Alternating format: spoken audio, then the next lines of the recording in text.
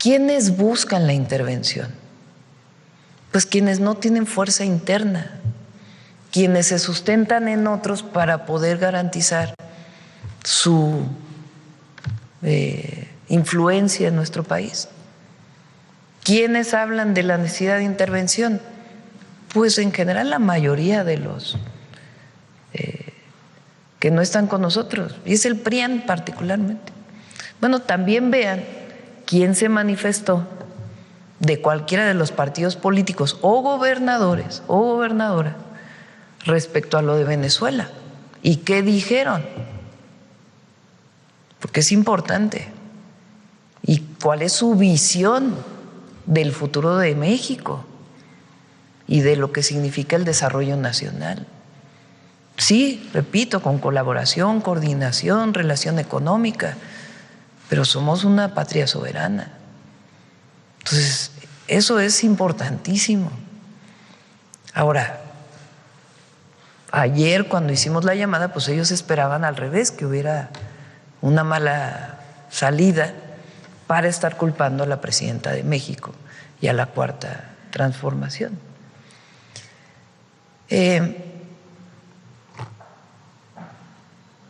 Sobre seguridad, sobre cualquier tema, coordinamos, colaboramos, pero nunca debe haber subordinación.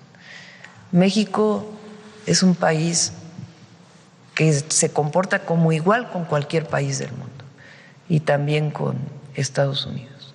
Entonces, esa es la base de nuestra política exterior y esa es la base de lo que vamos a seguir defendiendo siempre. Sobre tratado comercial, etcétera, viene hacia adelante y nos va a ir bien a las mexicanas y a los mexicanos.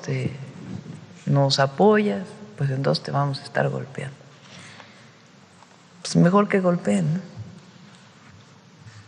Mediáticamente hablando, obviamente. Fíjense qué tanto impacto han tenido. Afortunadamente existen los medios alternativos, la mañanera, la visita casa por casa para informar, muchos medios para informar. Pero es interesante porque normalmente se dice que eso pasa desde el gobierno hacia los medios, ¿no?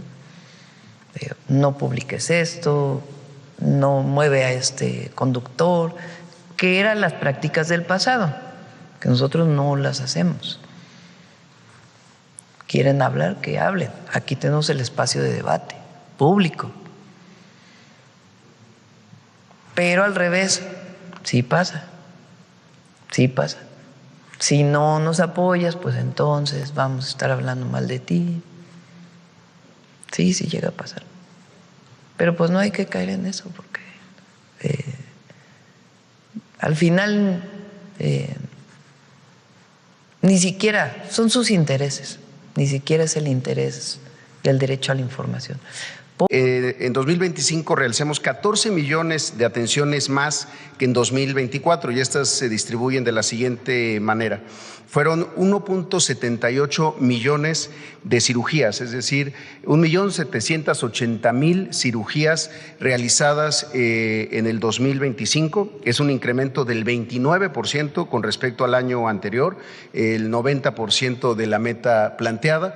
En consultas de especialidad fueron 22% más que en 2024, es decir, el 98% de la meta. Hicimos más consultas de especialidad y en consultas de medicina familiar fueron 104 millones de consultas de especialidad, las que ocurren en unidades de medicina familiar. 8% más y llegamos al 104% de la meta, es decir, superamos la meta de los 100 millones de consultas de medicina familiar. Y esto no solo significa más capacidad resolutiva, sino recuperar también mucho del rezago que todavía venía de la pandemia. En la siguiente, si lo podemos ver, hoy estamos haciendo 60% más cirugías en el IMSS de lo que se hacía en 2018.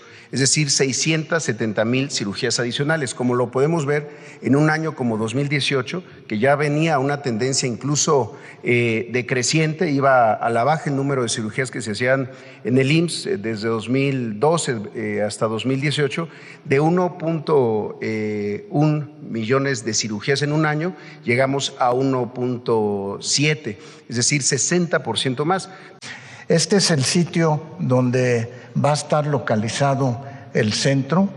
Está situado al lado del Instituto Nacional de Medicina Genómica, en donde está la Comisión de Bioética, en donde estamos construyendo además también una central de mezclas que va a servir para todos los institutos nacionales de salud y se extenderán sus servicios a la Ciudad de México. Está señalado ahí en rojo el terreno donde va a estar el Centro de Imagenología, que empezó su construcción precisamente el día de ayer. La siguiente, por favor. En este centro tenemos el propósito, la meta de poder hacer de estudios de PET que tienen que ver para detectar cáncer, etcétera, 90 estudios por día. El centro va a estar abierto de las 7 de la mañana a las 10 de la noche y la meta es hacer 90 estudios de PET al día. Y además va a haber 5 equipos de resonancia magnética que van a hacer 100 estudios al día. De esa manera vamos a poder hacer que la atención ocurra en forma más temprana, las decisiones terapéuticas se tomen a tiempo en lo que tiene que ver con el abordaje del estudio de estos pacientes. La siguiente, por favor. Pero además tiene que ver cómo va a estar diseñado el centro. Tiene 5 equipos de resonancia magnética, 3 equipos de PET, pero tiene alrededor de ellos 20 salas de preparación. Cuando un paciente llega a hacerse un estudio especializado, tiene que entrar a un cuarto de preparación donde se le canaliza, se le pasa una vena por el que se pasan los medios de contraste y después pasa al estudio de rayos X. Teniendo todos esos equipos vamos a poder tener 20 pacientes en preparación, de tal manera que cuando en un paciente termine no se tenga que invertir en estar esperando 45 minutos o 1 hora para poderlo atender, sino que el paciente será atendido en estos 20 cuartos para que entonces se pueda hacer un estudio tras otro y poder acelerar el tiempo. La siguiente, por favor. ¿En qué consiste esto? Está ubicado, como les digo, a un lado de la Comisión Nacional de Bioética en el Arenal. Es una sola planta de 3.565 metros. Va a tener una fachada de bajo mantenimiento. Eso es importante porque en los estudios de imagenología de alta especialidad se requieren de instalaciones especiales en la protección de los pacientes y de los radiólogos. Va a tener una área vestibular, va a tener 20 cuartos de preparación, va a tener una central de enfermera, las salas de exámenes, las salas de control y algo que denominamos cuarto azul, que quiere decir los cuartos donde se interpretan los estudios radiológicos. Pero además va a haber una sección de consulta, de teleconsulta radiológica, de tal manera que si un paciente está en Chiapas y se hace un estudio, en tiempo real podrá transmitir su estudio radiológico aquí para que personal altamente especializado pueda hacer el diagnóstico de esas imágenes con calidad y con seguridad. Esto además va a traer una desaturación del número de pacientes que tienen que ir a los institutos y facilitará entonces su traslado, que será fundamentalmente con ambulancias de un instituto al centro. La distancia de cada uno de ellos es cercana a todos los 8 institutos. En cuanto a las metas que se fijó el ISSSTE, tenemos los siguientes contrastes. En el año 2024 se realizaron en materia de cirugías 279,130 cirugías. Nos planteamos una meta para 2025 de 300,000 cirugías y se realizaron 308,579. Es decir, cumplimos con nuestra meta y rebasamos la meta de cirugías que nos propusimos.